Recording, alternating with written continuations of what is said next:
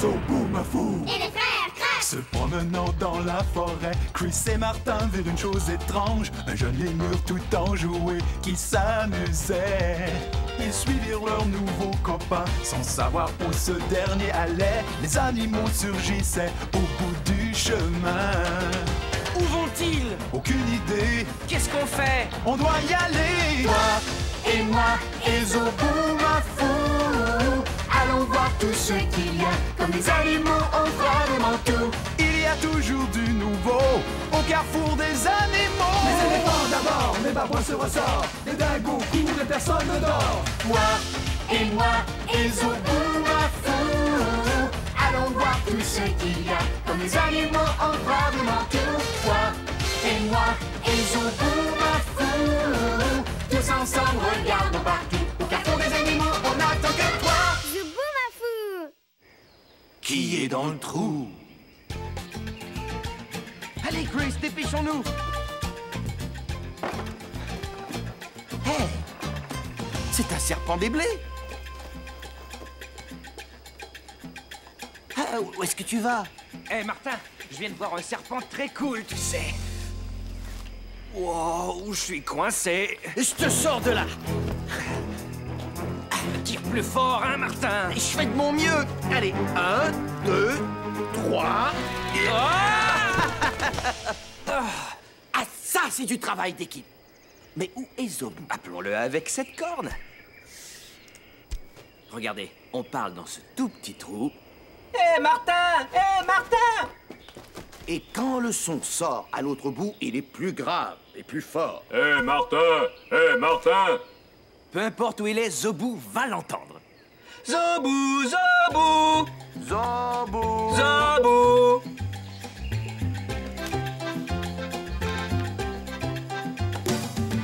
Hey, Zobou est ici. Zoboomafoo, le lémur qui bondit.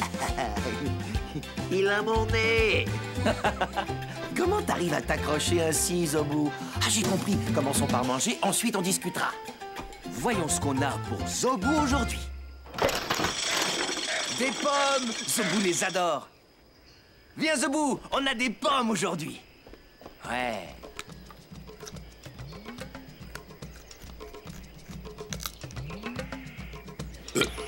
Pardon, Zoboomafoo!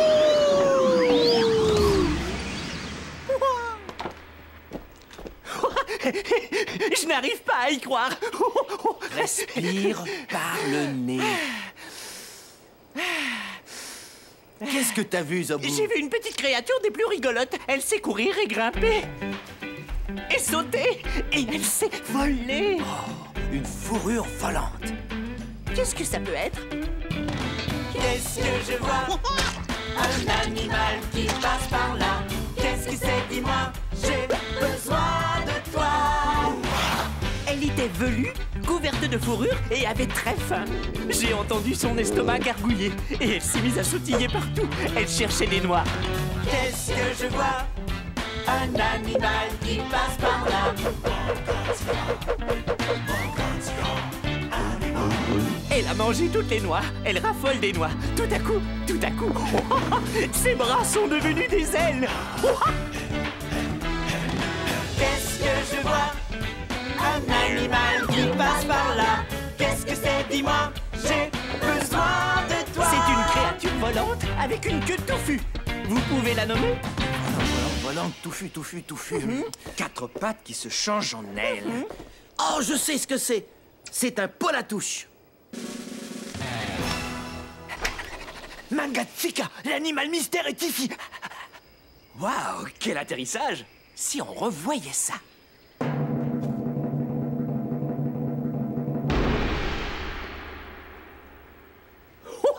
Il m'a pris pour un arbre, on dirait. Il se déplace vite. Oh, et c'est dans la poche. Vous avez déjà eu un polatouche dans votre poche? Un polatouche, c'est un écureuil volant. Oh, et c'est reparti. Hey. Écureuil volant sur la tête. L'épaule. Oh.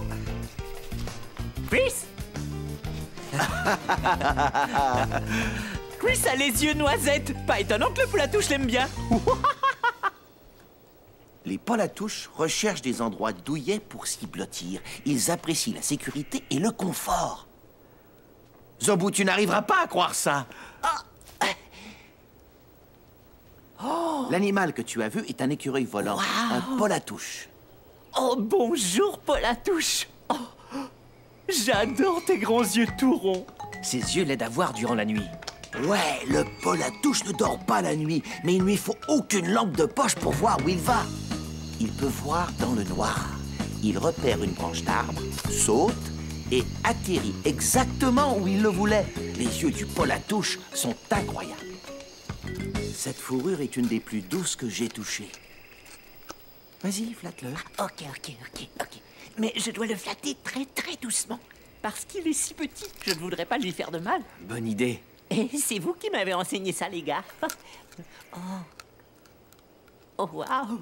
On a des fourrures jumelles. Ouais, le Polatouche et toi avez tous les deux une belle fourrure très douce. Ouais, mais sa fourrure est trop fournie. Il en a trop sur les côtés. Mais c'est comme ça qu'elle doit être, crois-moi, Zobou. Le Polatouche a une membrane très flexible, placée entre les pattes. C'est ce qui lui permet de voler. Regardez. Quand le Polatouche saute, son petit corps prend la forme d'une sorte de pantin. La peau s'étire et se transforme en aile. Comme ça! C'est ce qui l'aide à voler comme un oiseau, non? Eh ben, pas tout à fait, Zobou. Parce que ses ailes font pas de battement, contrairement aux oiseaux. Le Polatouche plane! Oh, un oiseau bat des ailes et un Polatouche plane. Oh, l'oiseau s'en va dans un battement C'est d'ailes. très poétique de dire ça. Hein, Martin? Martin? Chris, Zobou, regardez dans le ciel, je plane, tout comme le Polatouche! C'est Martin. Mais qu'est-ce qu'il fabrique? Tiens, vous pourrez mieux le voir grâce aux jumelles que voici. Il fait du deltaplane. Eh, c'est pas étonnant que le Polatouche aime t'envoler, c'est extraordinaire! Oh. Où est passé Martin? Le voilà. Il va s'écraser. Hé, Martin, attention! Ah, sauf qu'il peut! Vite, mettez-vous à l'abri! Je crois que je tombe! Oh. Oh!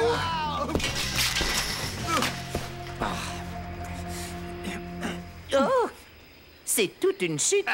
Très rigolo. Mais je crois vraiment qu'il faut être un Polatouche pour faire un bon atterrissage. Le Polatouche peut se guider grâce à ses pattes et à sa queue. Il peut ainsi planer jusqu'à une distance de 80 mètres. C'est comme planer au-dessus de 4 maisons. Oh, waouh! Je peux sauter, mais jamais aussi loin. J'adore les Polatouches. Hé, les amis! Le Polatouche s'active, je crois.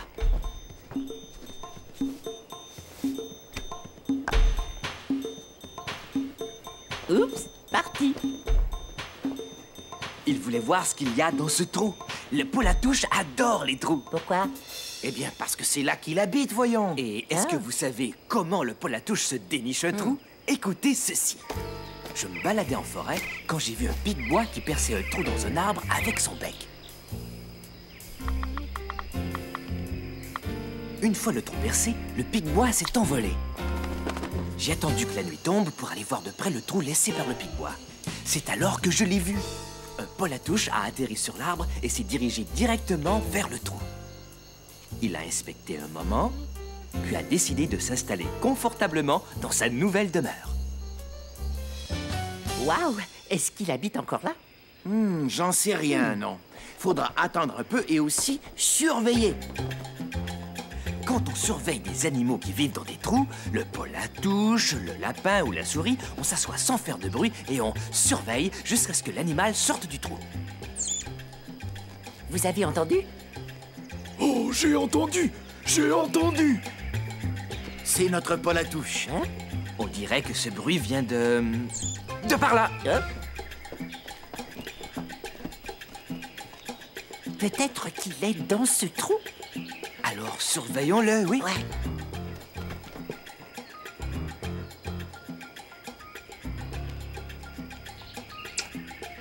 Écoutez, je l'entends de nouveau. Mais ça vient de l'arrière.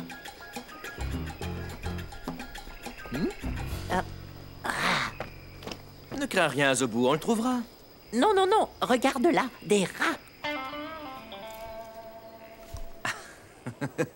Oui, ce sont des rats. Mais où est passé notre Polatouche? Hé, j'ai trouvé. On surveille différents trous. Comme ça, on sera vraiment sûr de voir le Polatouche dès qu'il se montre le bout du nez. Excellente idée. Je surveille ce trou. Je prends celui-là. Et je surveille celui-là.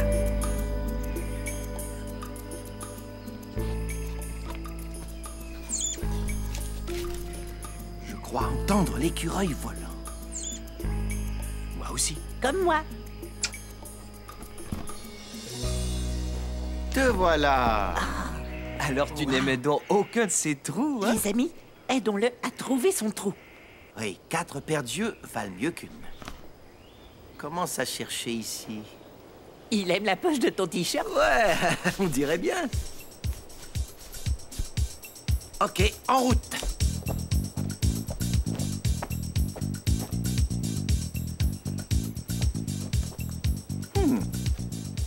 Il ne pourrait pas vivre ici, non, parce que la place est déjà habitée. Ce trou est déjà occupé par un porc-épic. Les porcs-épics sont très malpropres. Ils laissent des bouts de branches d'arbres, des aiguilles et même des excréments qu'ils font traîner partout, bon sang. Je doute que tu veuilles habiter ici. Oui, tu sais, les porcs-épics sont très épineux. Alors, garde tes beaux yeux ronds grands ouverts, Polatouche. Il ne saurait vivre ici. Non, parce qu'on y vit déjà. Un serpent des blés. Les serpents des blés ne creusent pas leur propre trou. Il se trouve un trou dans une roche, un arbre ou d'autres endroits douillets. Je connais quelqu'un qui se cherchait un trou à Zobuland. Je sautillais tranquillement, hop, hop, quand je suis tombé sur Nergévrille. J'ai dit « Bonjour Nergévrille ». Aïe. Nergévrille dit « Bonjour Zobu, tu ne connaîtrais pas un trou où je pourrais habiter? Eh bien, voilà un trou. Peut-être que tu pourrais t'y installer. Mon trou! Mon trou! Non, ce trou est déjà habité, Zobu. Tigna Scellé habite ici. C'est drôle, chaque fois que je trouve un trou, quelqu'un y habite déjà. Et après... j'ai oublié la suite. Chris, te souviens-tu de toutes ces créatures en Afrique? Vous n'arriveriez pas à croire combien de créatures vivent dans des trous là-bas. Les phacochères, par exemple. Sans oublier les insectes comme les termites. Ah oui, il y a aussi les hyènes. Et les suricates. Ça semble être le trou parfait, je dirais. Mais c'est chez moi, c'est mon trou. Et puis je crois qu'il est bien trop grand pour un Polatouche. Et trop en désordre, Martin est un peu comme un porc-épic. Mais une seconde, ma poche est vide, bon sang. Le Polatouche n'y est plus. Je l'ai trouvé! Mais où est-il?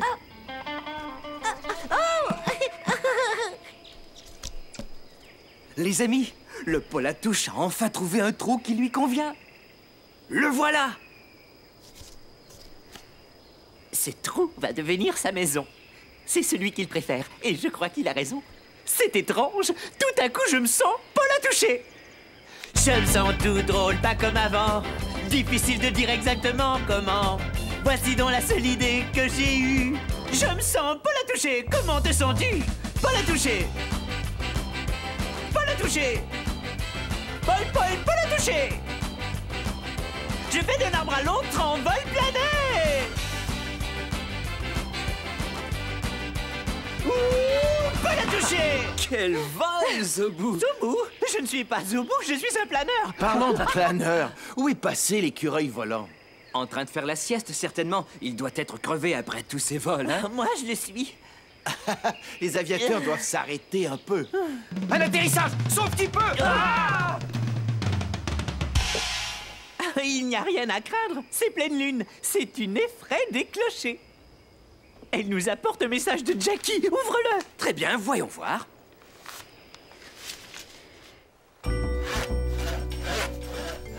Non, attendez! Arrêtez de scier cet arbre! Il abrite des tas de créatures, monsieur! Vous voyez ce hibou? C'est là qu'il vit, c'est chez lui ça. Et c'est là qu'il dort durant la journée. Et la nuit, il s'y installe pour repérer ses proies. Les arbres morts sont aussi appréciés des écureuils, car ils offrent toujours des trous bien confortables où s'installer. Ces trous leur permettent de rester au chaud durant tout l'hiver et au sec au printemps quand il pleut. Un arbre mort est l'endroit rêvé pour une maman raton laveur qui a des petits à élever. Et quand ses bébés seront grands, eh bien, ils vont se dénicher un autre arbre pour y vivre.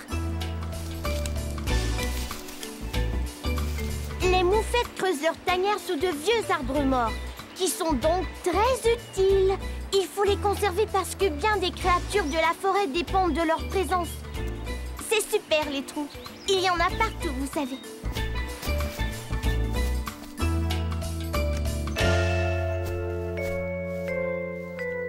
Et Chris, je crois que j'ai une idée.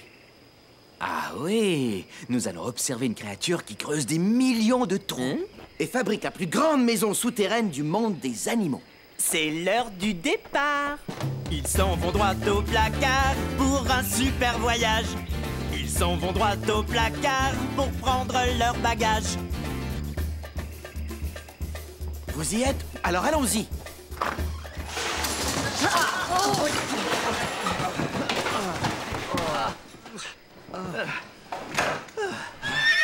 T'as entendu ça? Un cheval! Hey! Tu veux m'accompagner?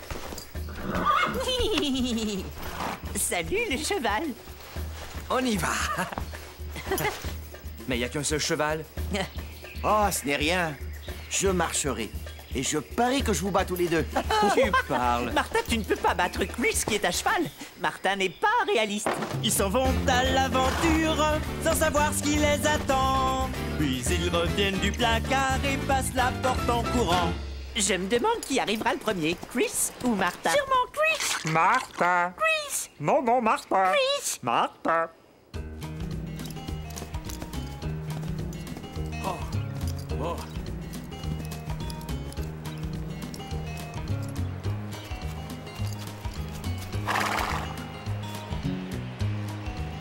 Un blaireau. J'adore les blaireaux. Tiens, voilà un petit. Merveilleux. Vous savez, bien qu'ils passent beaucoup de temps à creuser, les blaireaux ne font pas les plus grandes maisons souterraines, hein, non. Mais vaut mieux qu'on s'active si on veut battre Martin. Dépêchons. C'est pas vrai. Martin m'a battu. Hey Chris, t'en as mis du temps, dis donc. J'ai vu un blaireau. Eh bien, sois le bienvenu, mon vieux, dans la ville des chiens de prairie, le but de notre voyage. Ça ne ressemble pas à une ville parce qu'aucun être humain n'y habite. Mais ces chiens, oui. Vous voyez tous ces trous? Des chiens de prairie vivent dans ces trous-là. Hé, allons voir s'ils sont à la maison, maintenant. Il y a des centaines de trous. Eh oh! Il y a un chien de prairie là-dedans? Ce trou est vide. Hé, essayons par là. Eh oh, chien de prairie, vous êtes là? Non, allons voir un autre trou. Bonne idée. Essayons celui-là. Eh oh! Eh oh! Y a des chiens de prairie là-dedans? On dirait que non. Où sont-ils tous passés? Moi qui voulais tant voir des chiens de prairie. Mais où sont-ils? Cette ville serait-elle déserte? Je crois qu'il n'y a pas de chiens de prairie par ici. Mais peut-être bien que j'ai tort. Des chiens de prairie? Ils sont partout. Un autre charmant rongeur qui vit dans un trou. Ils étaient là depuis le début. Et bien sûr, ils étaient dans leur maison souterraine. Ça peut sembler étrange que ces animaux portent le nom de chiens de prairie. Ils n'ont rien des chiens, rien du tout. Non, mais on les nomme ainsi uniquement à cause du son qu'ils émettent en cas de danger. Ça ressemble à un jappement. T'entends? C'est un chien de prairie, ça. Il prévient tous les chiens de prairie qu'il a flairé un danger.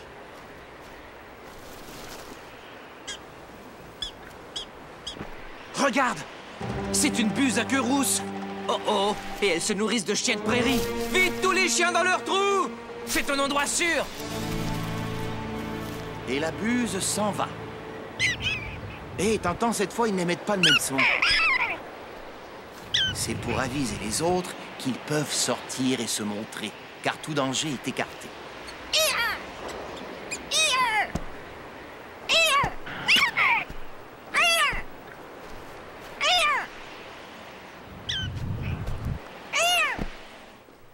N'est-ce pas merveilleux de voir les chiens de prairie travailler en équipe? Ils prennent vraiment soin les uns des autres. Et de tous les villages que je connaisse, eh bien, croyez-le ou non, je pense, moi, que c'est le meilleur endroit où vivre. Bien sûr! Pourquoi ne pas s'y faire un trou? Une pelle, c'est pour creuser, non? Alors, creusons notre trou, juste ici. Parfait.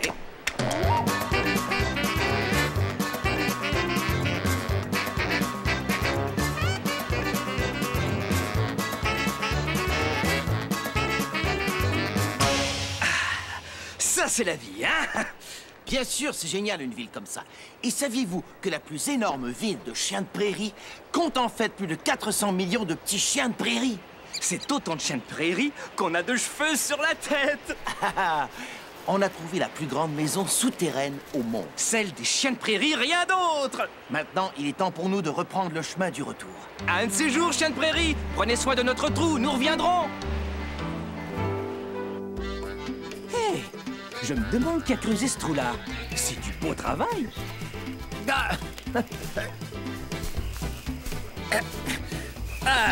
Hé! Tu sais qui a creusé ce trou? Ça, c'est un renard roux. Et moi, je creuse aussi. Creuser, c'est amusant.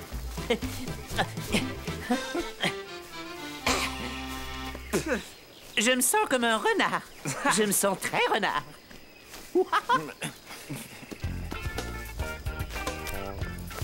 Hé, Zobou, tu creuses aussi vite que le renard. Regardez ce renard aller. Tout comme moi. Il est fatigué. Comment sais-tu, Zobou? Il a creusé plein de trous un peu partout. Il a creusé là. Et là. Et là. Pourquoi tant de trous? Oh! Quand un renard fabrique son terrier... Qu'est-ce qu'un terrier? C'est là où le renard habite. Donc, quand le renard fabrique son terrier, Sa maison? il creuse des tas de trous pour avoir beaucoup d'entrées et de sorties, tu vois? C'est Hein? comme s'il y avait des tas de portes dans ta maison. La maison du renard, c'est le terrier. C'est là qu'il habite. Sa portée de renardeau y est en sécurité. Renardeau, c'est amusant comme nom, ça. Renardeau, c'est ainsi qu'on nomme les petits renards. Je doute fort qu'un bébé puisse creuser. C'est vrai, Zobou. Ils apprendront à creuser. Oh, j'ai appris à creuser à quelqu'un. À Nergévrille. Je me rappelle la suite de mon histoire maintenant. Je sautillais tranquillement quand je suis tombé sur Nergévrille. J'ai dit bonjour Nergévrille. Aïe. Nergévrille dit Oh, Zobou, tu connais un trou où je pourrais habiter? eh bien, voilà un trou. Tu pourrais peut-être habiter là. Ma maison! Oh, ma maison! Non, ce trou est déjà habité, Zobou. Tignacélé y est installé. C'est drôle, tous les trous que je trouve sont déjà habités par quelqu'un. C'est alors qu'une idée m'est venue. Pourquoi ne pas creuser un trou Nergévrille? Tu n'as qu'à te servir de ta tête. Oh, me servir de ma tête. Bon, très bien.